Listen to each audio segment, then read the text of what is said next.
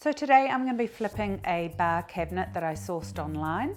It's fairly dated in an old sort of mahogany colour, so I'm going to be giving it a lovely moody paint job on the outside, and on the inside I'm going to create some unexpected fun.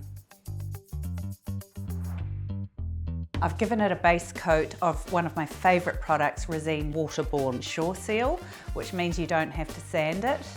Then on the outside I've used Resene Lustacryl Elephant, which is a gorgeous bluey grey green.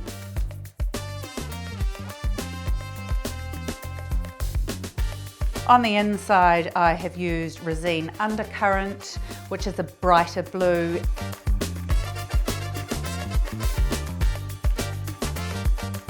And then Resene Tuscany, which is a gorgeous sort of terracotta colour.